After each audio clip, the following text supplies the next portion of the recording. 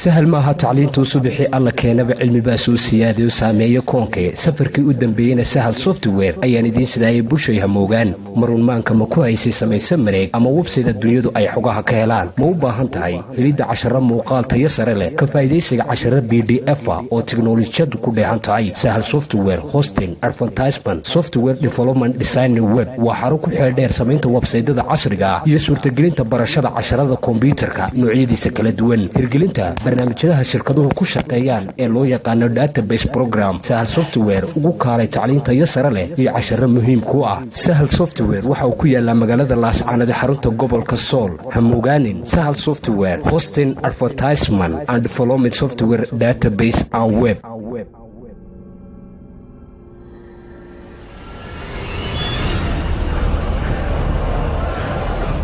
wixii faahfaahinta dheer kala xiriir telefoonada iyo ciwaanka kaaga muuqda shaashada hortaada hamogaanin sahal software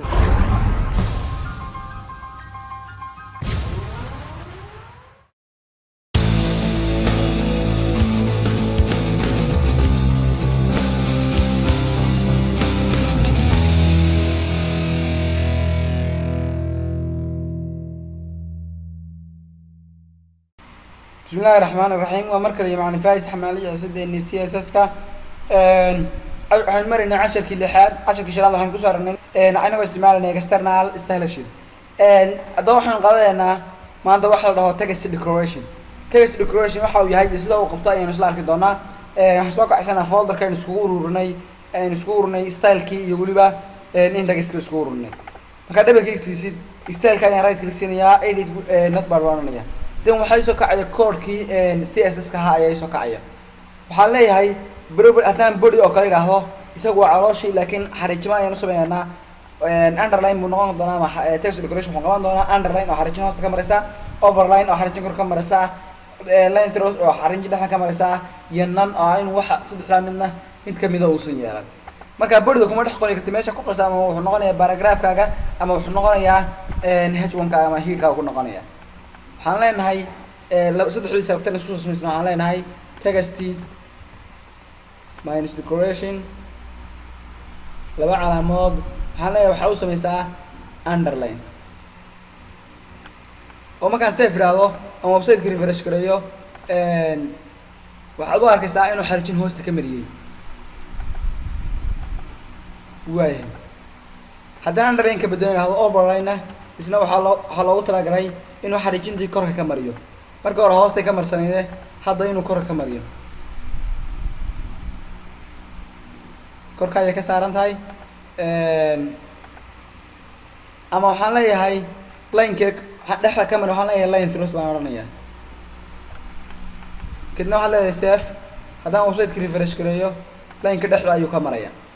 saddexdaas waa saddex qaab oo kala duwan xariijinta u isticmaali kartid maraad underline leedahay hoosta ka marinaysid maraad overline leedahay kor ka marinaysid iyo maraad line through oo dhexda ka marinaysid ka ugu dambeeya waxa weeye nan saddexdii mid kamid ah uusan yeelanba oo nan waxay u taagan tahay inuu waxba uusan yeelan waxa text decoration uusan saameyn la yeelan kadibna waxaad leedahay save start refresh baan oranayaa then wax line ah oo yeelanayaa ma jirto